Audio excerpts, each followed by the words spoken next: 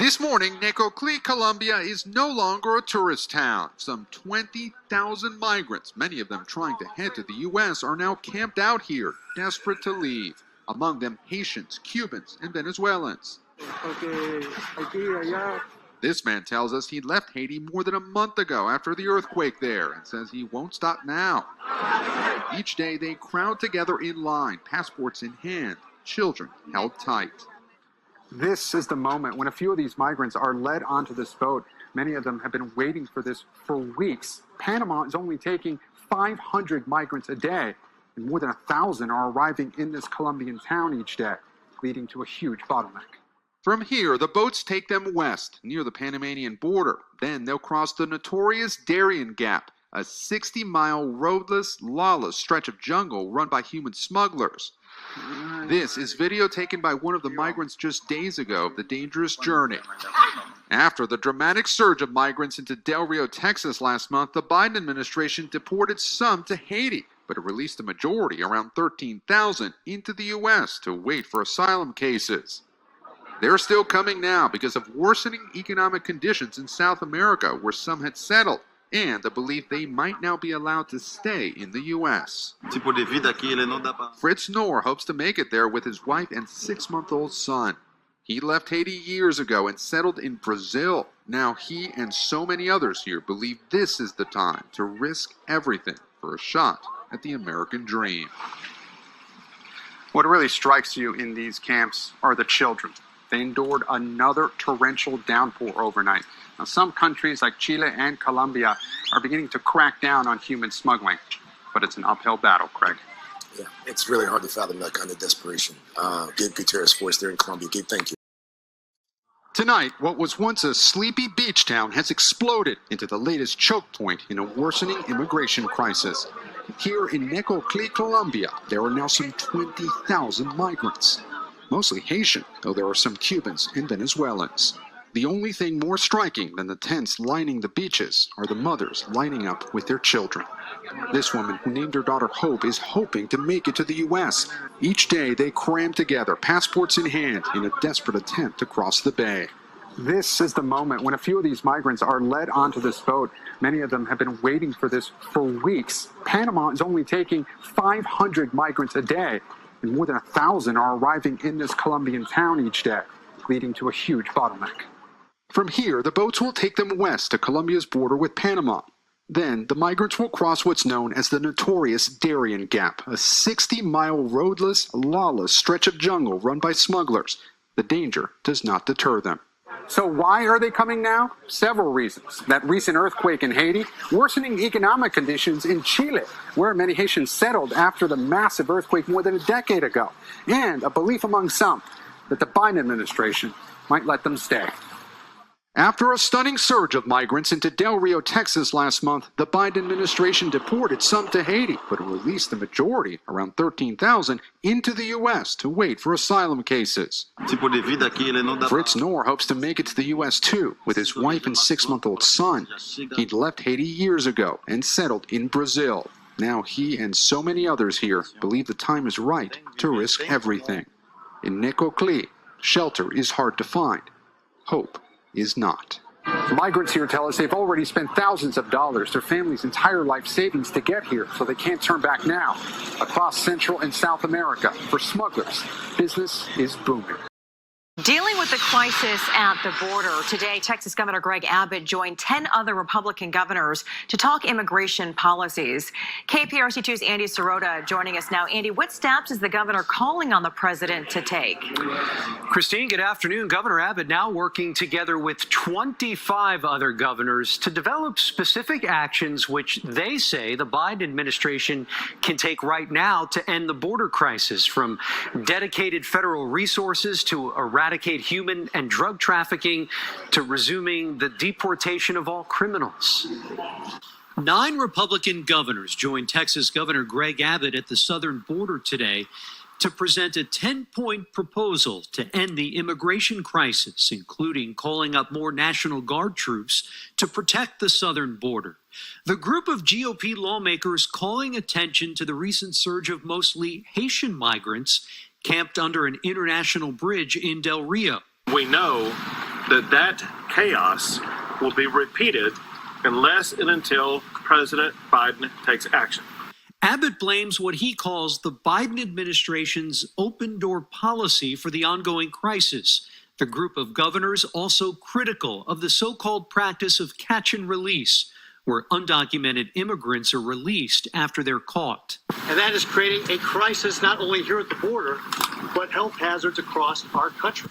What the Biden administration needs to do is stop this policy and then resource the judicial system to be able to expedite these cases. Despite a string of crises with no end in sight to the challenges of ending the border crisis, the Biden administration has vowed to make good on sweeping promises to reform U.S. immigration.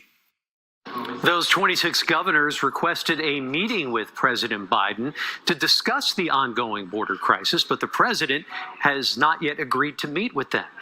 Live in the newsroom, Andy Sirota, KPRC 2 News. It's 10 p.m.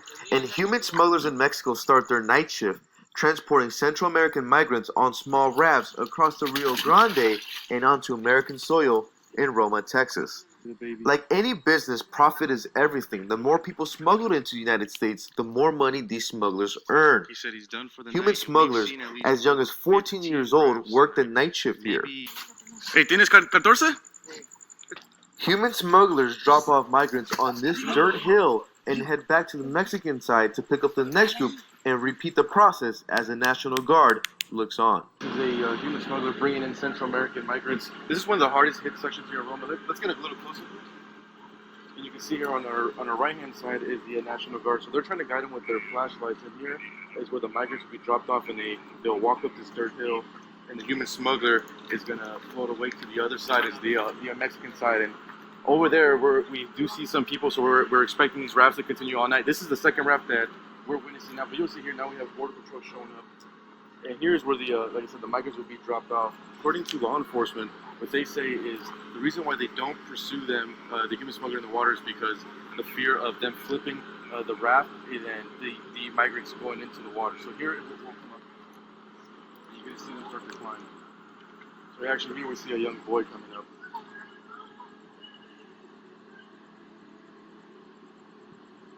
After the migrants are dropped off by the human smuggler by the rafts, the National Guard will guide them up the dirt hill.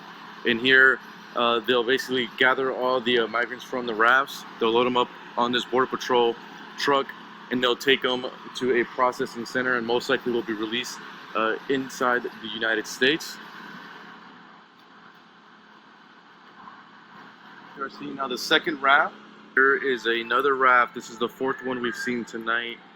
This is at least the 8th or 9th raft that we've seen here tonight. This is the 10th or 11th raft that we're seeing tonight. This is the 12th raft that we're seeing reach the Roma side. Human smugglers use these plastic bracelets to track the payment status of migrants.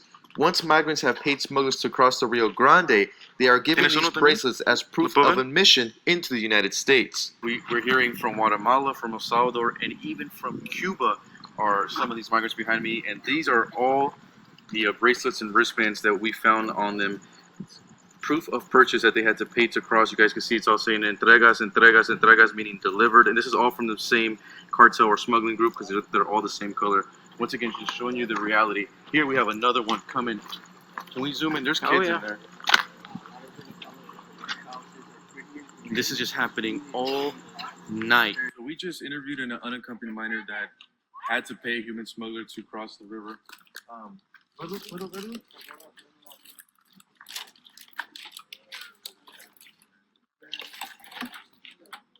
So aquí pagaste para cruzar el río. ¿Cuánto pagaste?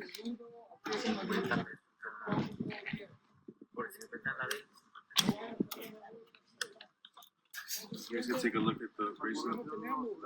In Spanish it says it's entregas. Y es de Honduras, Guatemala, de Honduras. ¿Y vinieron solo?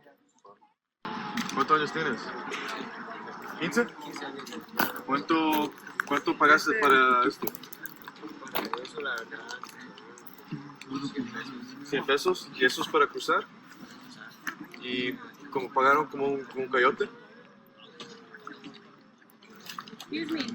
Yes, You ma'am. guys are welcome to report, but you're not allowed to interview anybody. Okay. I need you to step back behind this curb. This is going to be your line, all right? Thank you very much. These are the scenes that play out in Roma every night as hundreds of Central Americans are smuggled into the United States. 60,000 migrants, most of them said to be from Haiti, now heading toward our southern border.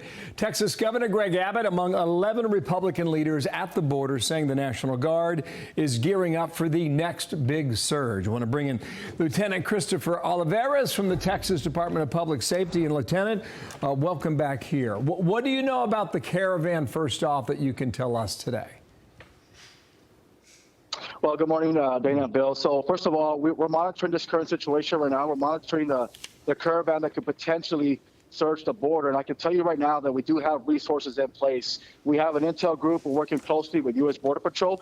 And as you mentioned in your intro, the National Guard is also deploying more resources, additional resources, to the southern border to support our Texas Department of Public Safety personnel. And I can tell you right now, what took place in Del Rio several weeks ago is a perfect example of collaborating with our National Guard partners and as well as our federal partners by stemming the surge of illegal immigrants coming across. We were able to form a steel wall with our patrol cars. We deployed over 1,000 DPS personnel to that international bridge at that particular moment. And we were able to stem the surge. And that's what we're going to continue to do, is provide more resources to the southern border to stem any potential surges that could take place. Congressman Cuellar is a Democrat from the border area there in Texas, and he's just looking at this from a common sense perspective. Who gets to come in and who doesn't? Watch him here. Look, we're in the middle of the pandemic. We can't even let legal visa holders from Mexico or Canada come in, but they're letting all these undocumented people come in during the middle of a pandemic. I imagine that is a sentiment shared by a lot of people there, that just doesn't pass the common sense test. And there's a lot of commerce that actually has been stopped all along this way because of this. You're right. So, I mean, it's common sense. We don't know why they're only choosing to allow certain individuals into the country. That what took place in Del Rio, they allowed over 12,000 plus Haitians into the country. We don't know where they went, where they ended up, or how they even decided to choose those individuals. So again, we don't know how they're choosing or what determines who gets to stay in, who doesn't get to stay in. It's just this crisis right now and the policies that are in place.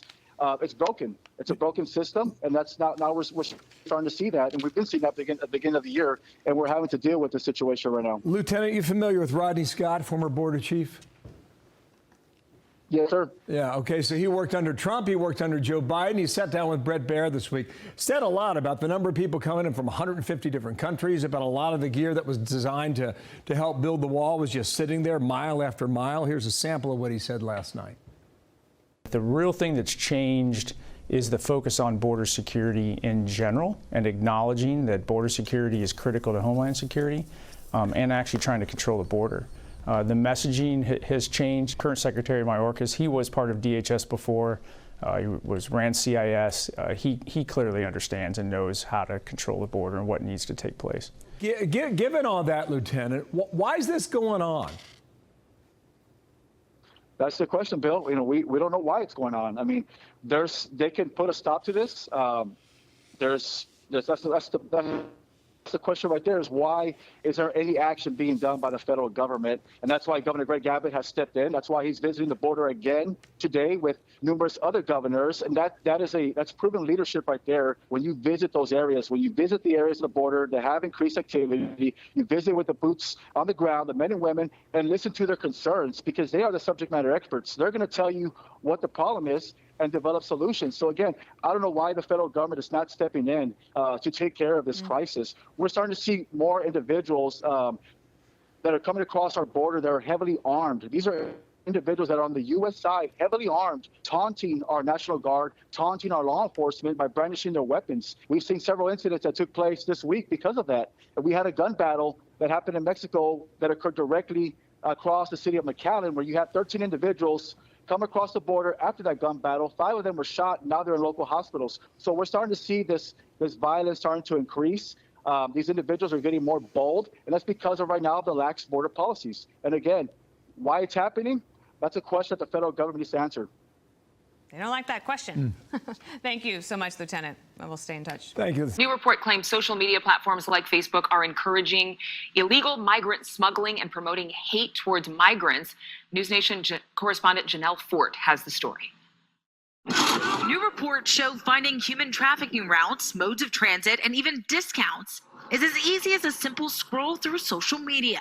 And it's fueling the wave of illegal immigration at the border. One of the group chats was called Caravan 2021. Now, the words were written in Spanish, but anyone who spoke Spanish and who came across that group would recognize it. Our partner at theborderreport.com, Sandra Sanchez, says sites like Facebook offer free promotion for smugglers looking to lure in potential customers. How is this fueling the crisis that we're seeing at the border? Well, I think it's a communication tool that allows the migrants to hear from those who will provide the routes for them that, hey, you can come. This is what you need to do. It's really free advertising. It's the missing link that they need, but it's not correct information. Sanchez says she's seen just how harmful the misinformation can be. I was in Del Rio for a week.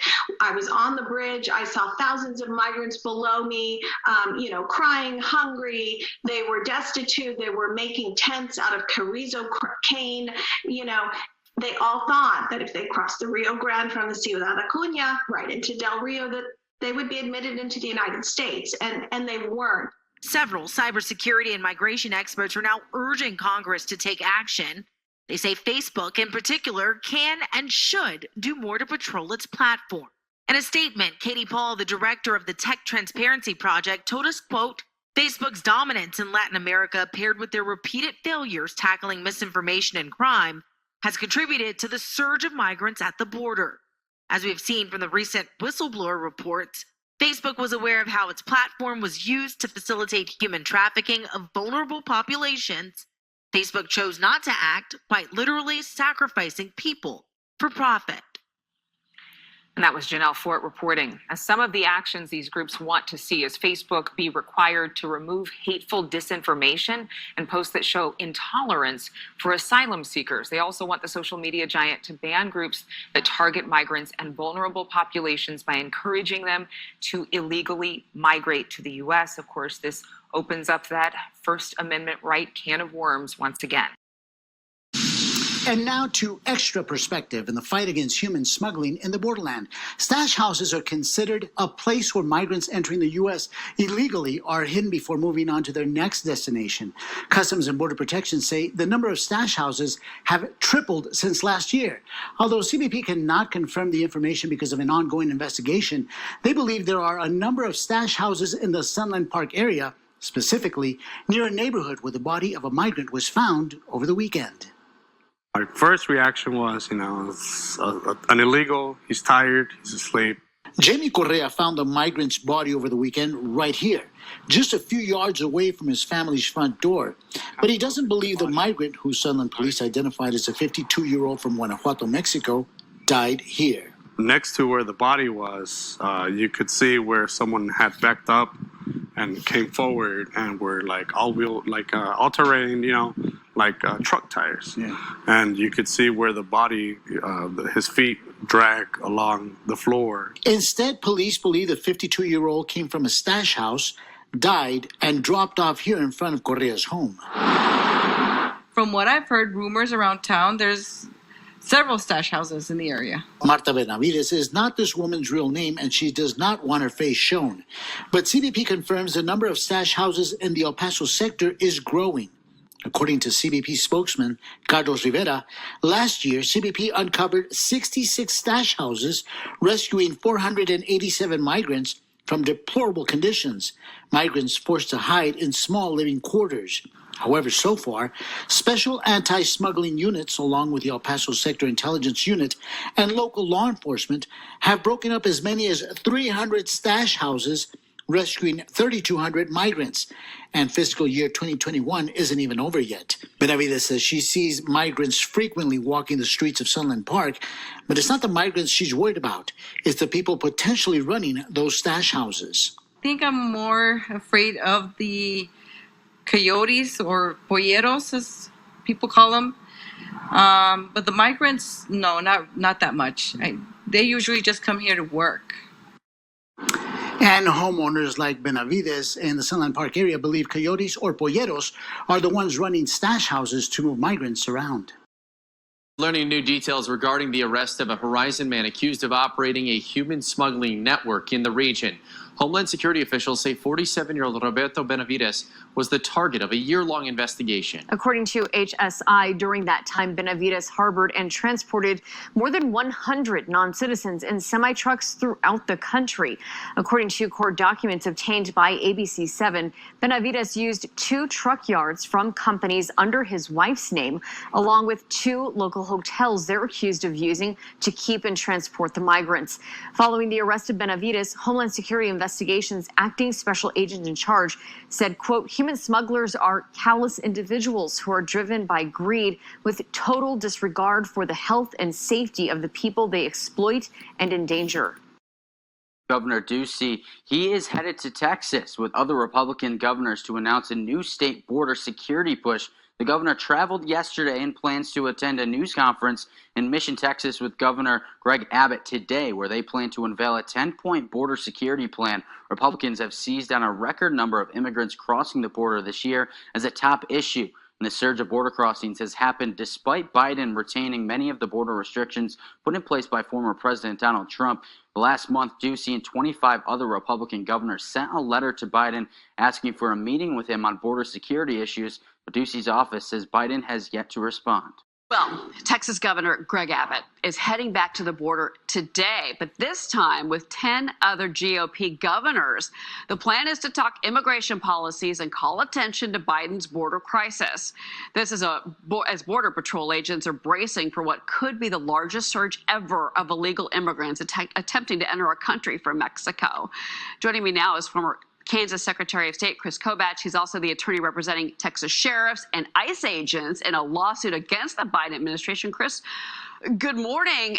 And your reaction to this latest move on the border, not just Governor Abbott and these other governors going down there again to address the crisis, but the new surge that's expected.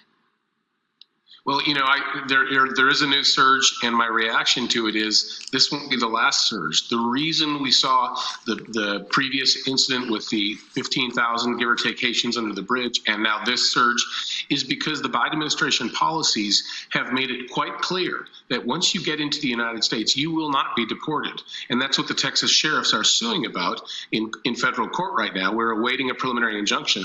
The Biden administration has effectively shut down ICE. It's almost impossible for an ICE officer to bring a deportation and to remove someone from the country, even if that person has committed multiple crimes and has been deported multiple times before.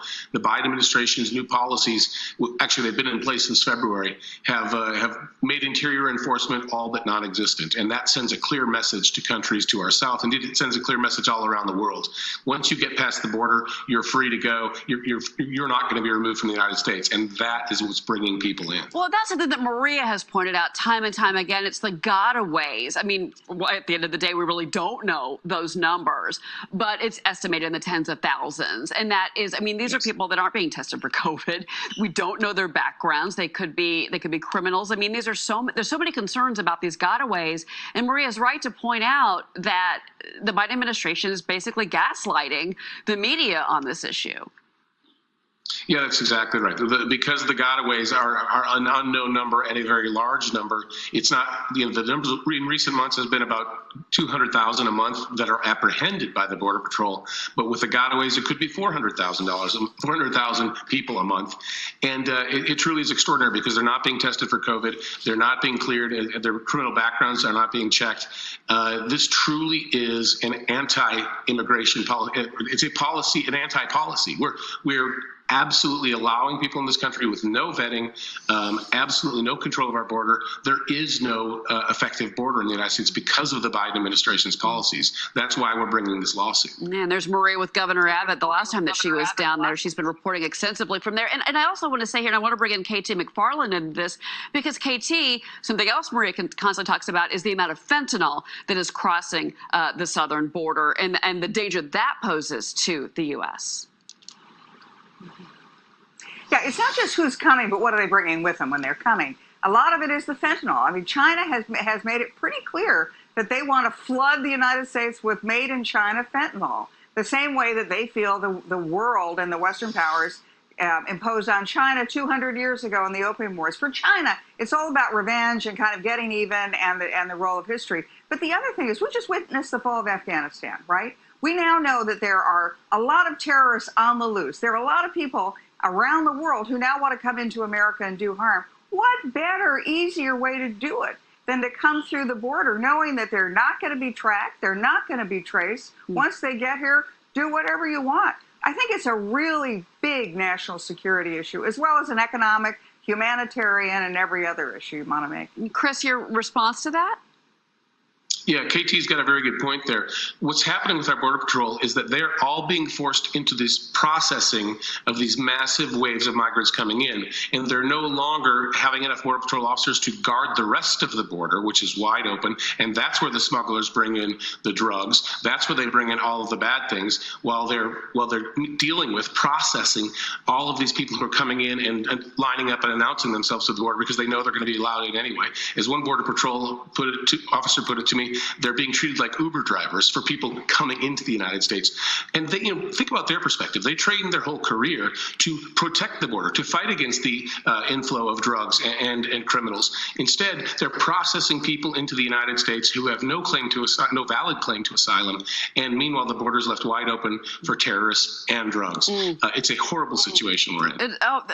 I saw one activist saying that they're expecting like 1 million people at the border. 1 million people. That is just jaw-dropping to me. Chris, before I let you go, you are representing Texas sheriffs and ICE agents in this lawsuit against the Biden administration. The lawsuit says that they're not allowing officers to deport illegal immigrants with criminal backgrounds. Where's the suit stand right now? We have a preliminary injunction pending before the judge, a motion for a preliminary injunction. We hope for a ruling on that preliminary injunction in the near future. The sooner the better, because once we can allow ICE officers to start doing their job again and Border Patrol officers to start removing people and protecting the border, then we will see this flow stop. All right, Chris Kobach, thank you very much for being here. We really appreciate it. Story tonight is this: a woman sitting in the Cherokee County Jail right now behind bars accused of helping smuggle 24 illegal immigrants into our country. KETK's Deontay Maroney met with the sheriff today and is here now to explain what led up to this shocking discovery. Deontay. Casey Neal, the Cherokee County Sheriff tells me Maria Lopez was driving extremely reckless, swerving in the opposite lane of the Highway 69, which prompted the stop in the first place. It's not something we catch often, but it happens often. Maria Lopez is accused of helping smuggle dozens of illegal immigrants. Cherokee County Sheriff Brent Dixon says it's unclear exactly what they were doing here in East Texas. They advised they were going to Florida at first. When we, told her, I-10 runs from Houston to Florida, then she said, well, I like to go the long route because it's more scenic. So we don't truly know where they were headed. Their destination could have been Cherokee County or could have been up north somewhere. We don't know. And upon investigation, authorities found Lopez in possession of controlled substances, ecstasy, and methamphetamine, both first-degree felonies. She's here right now behind me in the Cherokee County Jail, where she's being held for the drug charges, as well as the federal charge of smuggling immigrants for financial gain. She's waiting to be transported to the feds. Everyone wants to come to a better place, and I understand that, but we have to do things a certain way to make sure we're vetting the people that's coming into this country. We don't want terrorists. We don't want rapists and murderers here. We want good people who want to come in here and work and do the right thing and earn a right living. Sheriff Dixon says East Texans shouldn't be surprised. He says there's been a rise in these types of arrests. With the current administration's policy against border, it's happening more and more. We're losing our local resources, such as our highway patrol, to go to the border and protect the border where the federal government won't stand up and do anything to help protect the citizens of the United States and of Texas. 21 of the immigrants were taken to an ICE facility in Dallas where they will wait to either be deported or granted asylum. The other 3 were taken to a shelter in Longview. And KETK News reached out to ICE for more information on this case. Since the investigation is ongoing, they're not offering any comments at this time. In studio, Deontay Maroney, KETK News. Today in Texas, 11 GOP governors will be meeting to discuss the crisis down at the border. Montana Governor Greg Gianforte is one of them, and he joins us now. Good morning, Governor. Ainsley, good to be with you. Well, so good to have you here. Yes, so he says that the administration is not taking common sense steps. It appears that they're ignoring this. How do you think that y'all being down there can make a difference? Well, this is an unmitigated disaster of Joe Biden's own making. It is a humanitarian disaster. It is a national security disaster. In July alone, we saw about 9 tons of methamphetamine come across the southern border. The number of illegal immigrants has gone up every single month since Joe Biden has taken office. We've had over 1.3 million illegals apprehended at the southern border. Those are just the ones that were caught. That's more than the entire population of my state of Montana. And this is totally brought on by the lack of leadership out of the Biden administration. And the reason we're here is to draw attention to this issue. We've been reaching out to the administration. All we've gotten back is crickets. And it's time to bring focus on this. This is the federal government's job to deal with this. And we put forward 10 common sense steps the Biden administration could take right now to get this situation under control. Well, when you look at the polls, Biden's immigration approval rating is bad. I mean, 66% disapprove of what's happening, only 33% approve. So knowing this, why is he still ignoring this crisis? It's not clear to me. You know, I've made multiple trips here to the border. I've seen it with my own eyes. As we've found out recently, Joe Biden's never been here. He thinks if he ignores it, it'll go away. It won't. We're feeling it back in Montana with, again, in July, we saw over 700 pounds of fentanyl apprehended here at the border, almost 9 tons of methamphetamine. Those drugs are making it to Montana. And because of that, really, every state is a border state when it comes to the drugs in our communities. And we need to draw attention to this. We need Joe Biden to act and accept these 10 common sense ideas that we put forward. We should be working to end catch and release. The Biden administration has stopped deporting criminals. They need to start doing it again like the Trump administration did. We need to secure the border. These are some of the common sense things that we need to get on the agenda so that we can get this fixed. Well, we'll be covering your news conference today with all of those other governors. Thank you so much, Governor, for being on with us. Turning to the situation now at the border, 10 Republican governors are meeting with Texas Governor Greg Abbott to tour the Mexican border. Markey Martin joining us live now from McAllen, Texas. Markey, you already saw some activity before the sun came up. What are you seeing now? Hey, good morning, Adrian. Yeah, straight out of the gate this morning, we came here setting up for this very live shot. And to my left here, right in front of the border wall, as you can see behind me, right to our left, we started to see all this activity, Border Patrol vans showing up, agents with flashlights. So we walked over and they were searching for migrants, and they ended up apprehending several of them. This video that we're playing right now for you on your screen, this is from just about an hour and a half ago. You see those 3 adults sitting on the ground. So there were those adults, but that van is actually full of migrants. So I would guess about 10 to 13. And this kind of activity is exactly what those 10 visiting Republican governors will hone in on today. And this meeting, this delegation, is being hosted this afternoon by Texas Governor Greg Abbott, who, as you know, has been a staunch critic, a vocal critic of the Biden administration and how the White House has handled immigration policies. Here on your screen, you have the list of all those governors coming in today. It ranges from Arizona to Wyoming. And just yesterday, ahead of this meeting, I spoke to the vice president of the National Border Patrol Council, and he really reiterated that every governor across the country is a border governor. He said most of the migrants that come in, the drugs that come in, don't stay along the border. A lot of them go to Middle America. And I asked him, I said, do you think delegations or meetings like this really elicit any sort of change? This was his response. At the end, what you need to make the right change is you need politicians that are willing to realize that, hey, either they made a mistake and they need to go back to policies that work to defend our country, or those politicians are going to have to get removed.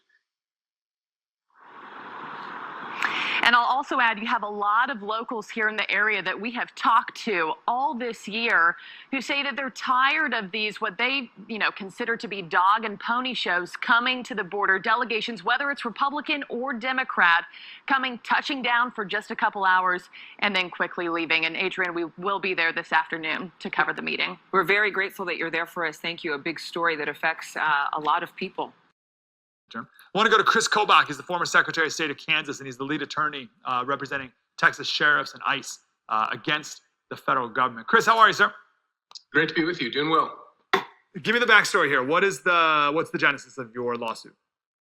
The lawsuit is based on the fact that the Biden administration in February has ordered ICE agents and Border Patrol agents to violate federal law. Back in the 90s, Congress wrote several and enacted several statutes that were designed to prevent catch and release. But what we have now is catch and release everywhere, and ICE has basically been told not to do their job. The federal law requires that when an alien comes across the land border into the United States, he must either be immediately deported through what's called expedited removal, or he must be put into removal proceedings and detained or sent to remain in Mexico, which was the Trump policy, which is specifically laid out in statute. Biden's doing none of that. And in the interior, he's forcing ICE to break the law. There are also several statutes that say if a person is a previously deported felon or a previously deported non-felon, you have to immediately reinstate the previous removal order and deport it. Similarly, if a person has been convicted of certain crimes, moral turpitude crimes, drug crimes, gun crimes, you must detain him during his deportation proceeding. None of that is happening.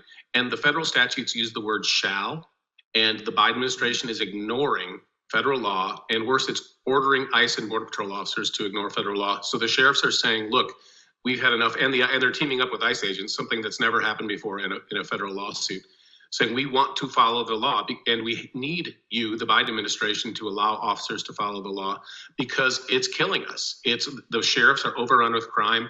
In some of the counties, crime has increased 8-fold since the Biden administration took office. In other counties, the crime has doubled. But everywhere, they're overwhelmed with the criminal impact of this massive influx of illegal immigration. Did the Biden administration in February, this memo you're talking about, did it tell the border agents that they should not do these things that you just outlined that are in federal law? Or did it force the agents to do these other things that violate? Does that make sense? So was it don't do these things, or was it you must do these things?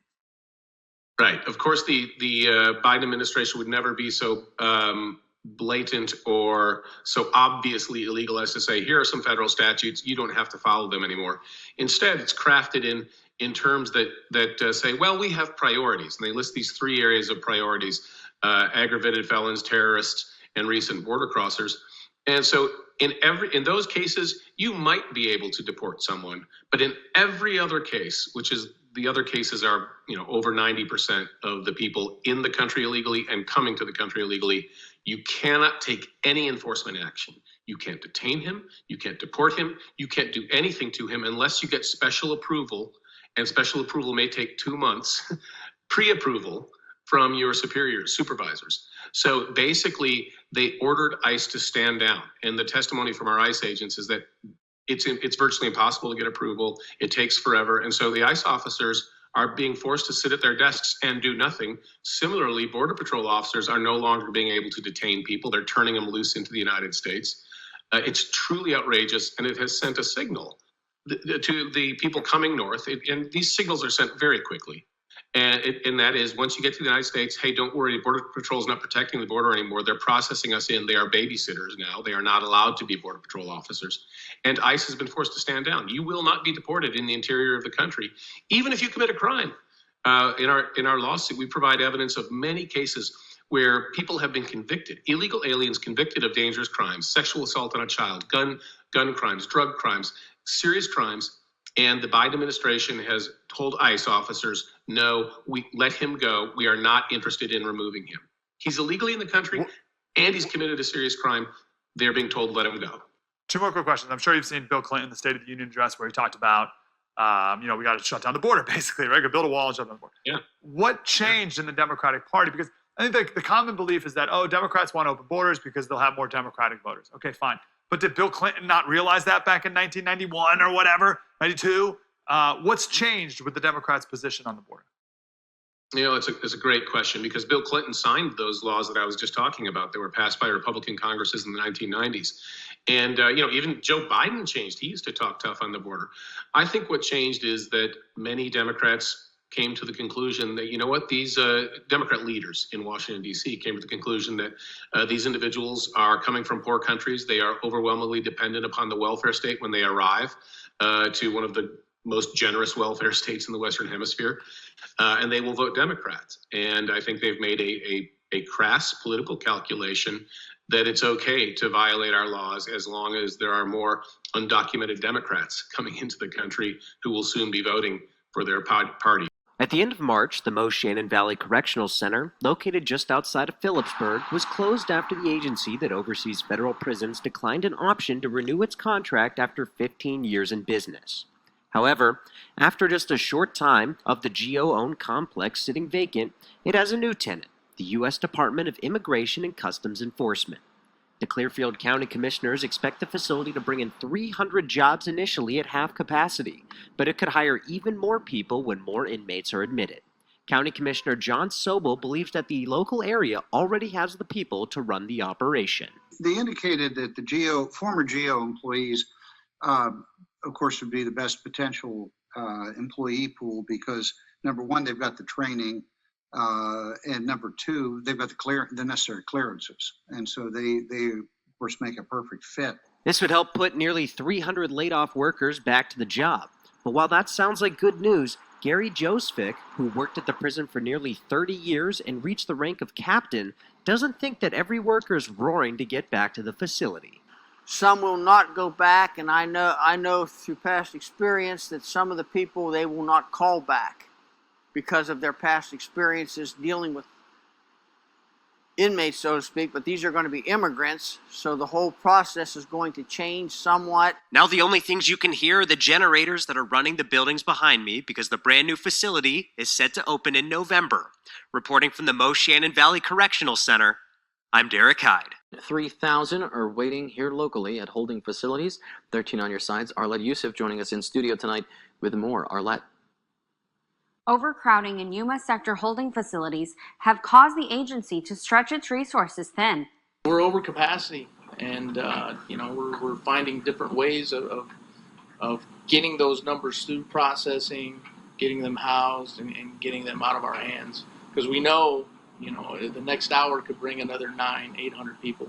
Makeshift shelters are one way agents are making do with the space they have. We're taking any space that we have available and we're modifying it, putting up temporary tents, anything we can use to house these individuals. We're modifying garages or other facilities where we can just put people and hold them for now.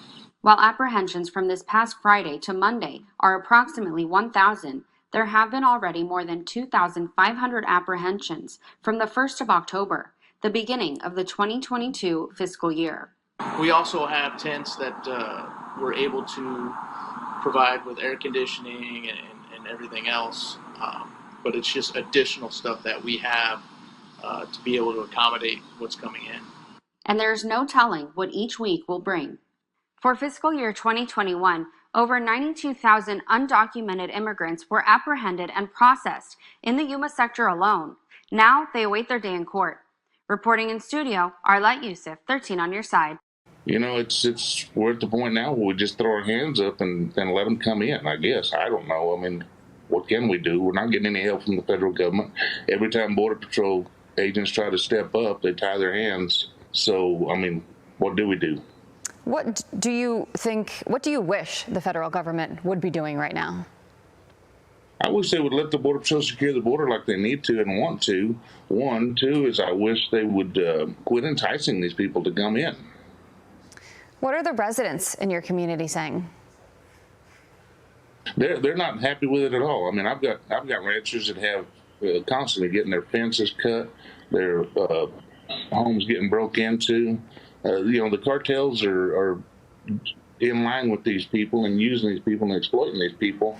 to get their stuff across as well. So it's I mean, it's a win-win for everybody on the other side that's in the illegal business.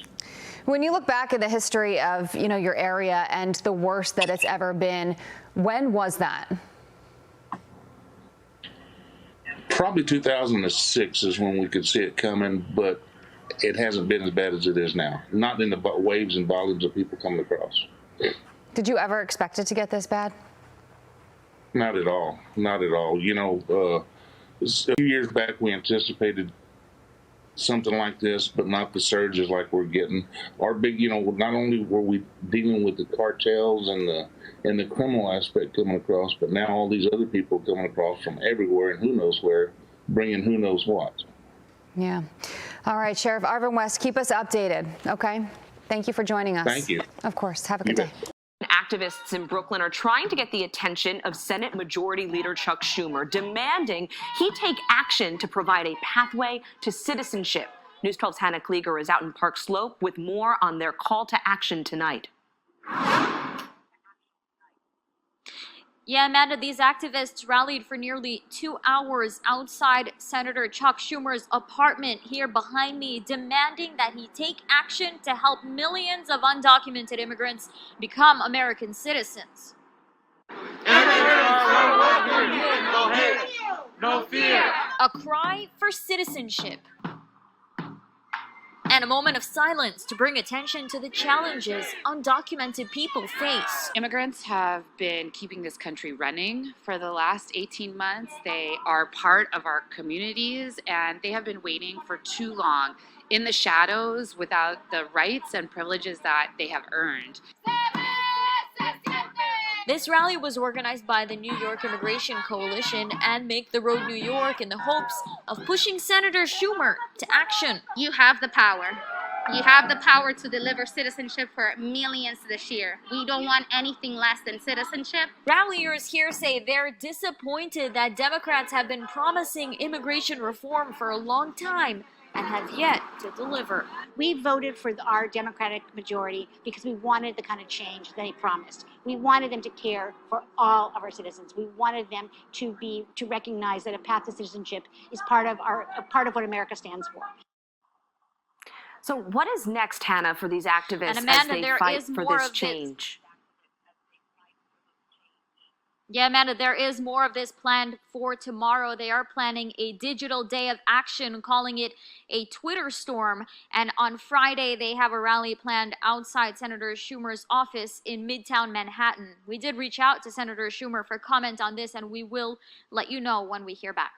2021 has proven to be a busy year for Maine's National Guard.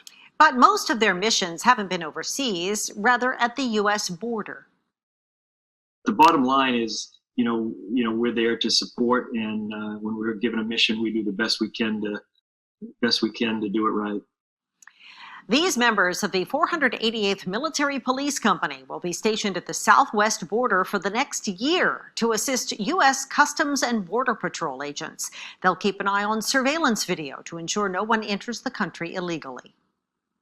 When you're going down and you're given a mission, and especially when it's something like supporting CBP, who have been overworked and stretched to the limits, you feel good about what you're doing because you're helping, you're helping fellow people that wear the uniform and are trying to serve the citizens of the United States. Major General Doug Farnham says there's another Maine company at the border helping CBP agents as we speak. They are expected to complete their mission and head home before the year is over. This is part 2 of our interview with Rodney Scott, former head of Border Patrol under the Trump administration and the Biden administration. Thanks for being here. Thank you for having me. It was my honor. So after all your years, how would you describe the importance of border security? It's just like your home. If you do not know who's coming into your home, you have no security. If we can't control and know who's coming into this country, we don't have any homeland security. And the most frustrating part was that for my career, for the vast majority of my career, we were making significant progress. We were making smart investments. We were getting better and better control of the border. Our confidence level in being able to say we knew who and what crossed, it was not 100%, but it was getting significantly better than ever before. And it allowed us to make calculated risk decisions on behalf of Americans. We knew who the organizations were bringing them, and we had a higher confidence level of what type of a risk would they be if they crossed in this area where they're trying to evade arrest, higher probability that they're actually criminal aliens or they're narcotic smugglers. We were investing in technology systems that use artificial intelligence to help us with that as well. All that has been shut down, and all effort has been refocused on expediting the processing speed of the massive amounts of illegal aliens that are coming into the country today. That should matter, because if I can't tell you who crosses through a Nogales or a McAllen or a San Diego, they are going to end up in your community. So in that case, it is fairly open. No, the border's wide open right now. Wide open. The border's wide open right now. Border Patrol is well beyond what I would call task saturation. They are so overwhelmed. There are huge sections of U.S. border, and you pick the state. We know we have thousands of people waiting to come across, and where we know we have like high-level cartel violence going on a daily basis between the government of Mexico and the cartels, and they're bringing narcotics in. There are hundreds of miles of border. There's not a single Border Patrol agent right now. Why? Because they're in a soft-sided facility that we set up at another $5 to $6 million a month to babysit, to process, and to expedite the processing of these people. I've fought for it my whole career. You can be pro-border security, pro-law and order, and pro-immigration. It just has to be legal. You can't have unabated illegal entry into this country and have any real belief that you have border security. And if you have no border security, you have no homeland security, no national security. The Remain in Mexico program, what that did is it ensured due process so that anybody could get a chance to basically claim asylum, but it took away the prize before the judge made a decision. So it really weeded out the fraud. What people miss in that is by weeding out those thousands and thousands of fraud cases, people that actually literally, legitimately need asylum can get it quicker and easier because it's the same number of people processing all these cases. So again, why change that? Wasn't that something that was working? I can't get into the why and speculate, but I can tell you that it was working. It dramatically changed the border dynamics for us, and it eliminated the asylum fraud. As soon as people knew they weren't going to get released into the U.S. and have 6 to 7 years to hide before their court date, they stopped applying because the case wasn't valid to begin with. And you feel it's important to speak out now? I think it's very important to speak out now. There's a lot of people within DHS that want to tell the story, within Border Patrol, within ICE, within ERO, but they're within the confines of the structure. And I don't think it's a surprise to anybody that on January 20th, basically a gag order came down where none of those officials are allowed to say anything to anybody unless it's all pre-approved. So that's why I pushed for the congressional hearings. That's why I didn't come out day one saying anything, because I think that's the proper way to do it. If they're called before Congress, they just tell the truth under oath. As opposed to right now, they just can't. Whatever you think about border security, you need factual information, which means the whole story. How many really are being released into the U.S.? How many really are being tested for COVID? Out of that, how many are really positive? There's information that DHS has that they're making a decision to not share with the public that historically we would have shared. Were you surprised at some of the decisions when you heard them as you were still border chief? As they were coming down, were you surprised that these are the things that they were choosing to do or not do? And I wouldn't say surprised, but I will tell you, I kind of had a false hope, because I've heard that before. You've seen transitions of administrations before, and you say one thing, and then when they get all the facts and they really look at things, that you'll hesitate and you'll reconsider. There's no dialogue. There's no team. The government officials just aren't being listened to. Proven systems, proven programs are being ignored. And I avoid the why. I'll just tell you that's what's happening. If you had carte blanche, if you had the magic wand, then you could do what you wanted on the border to solve the problem or try to. How would you do it? I would re-implement the strategy that the United States Border Patrol had been working on and perfecting for 25, almost 30 years. And that is just a smart mix, and Customs and Border Protection at the ports of entry. We do that in lockstep, by the way, because you'll hear people saying, oh, that threat's only at the port. That's not true. It goes back and forth, so we have to work together in lockstep.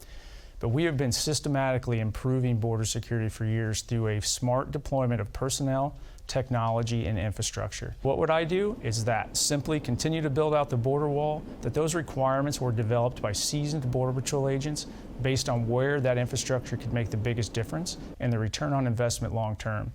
I would continue to invest in the people, but there's got to be a consequence for illegal entry. You cannot let people just come up, wave a flag, and then release them into the U.S. to get their case heard 5-6 years later. They've already got the prize.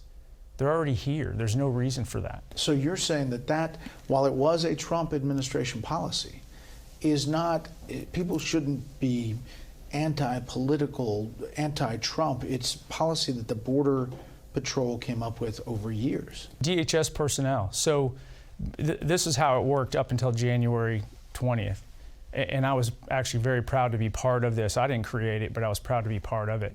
People got brought in a room from ICE, from CIS, from the Department of Justice, from U.S. Border Patrol, and they were told, hey, what can we do with what we have? We're still going to work with Congress and try to get some of these laws fixed, but in the meantime, what can we work with? What can we do to secure the border so that we can go out and tell America we know who and what is crossing that border to the best ability we possibly can? So what's your biggest fear when you look at the border? Beyond the border now, what I'm seeing kind of at the national level is hiding of information from the American public, so they can't even make a good decision. They can't make an educated decision because they don't have the information. That worries me.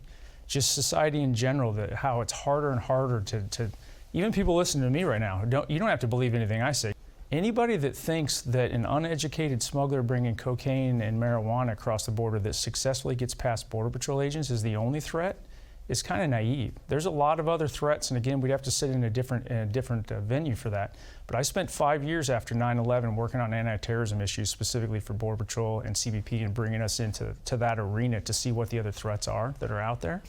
And they're real, but we're getting better every day to shut all that off and to put people's lives at risk in Kansas or Chicago or everywhere else. Because people on the border, they feel it, whether they're Democrats or Republicans, they are passionate about this issue. Correct. But you're saying it should affect every state. Yeah, people watching this right now, I think so many of them look at it and see that's a border problem.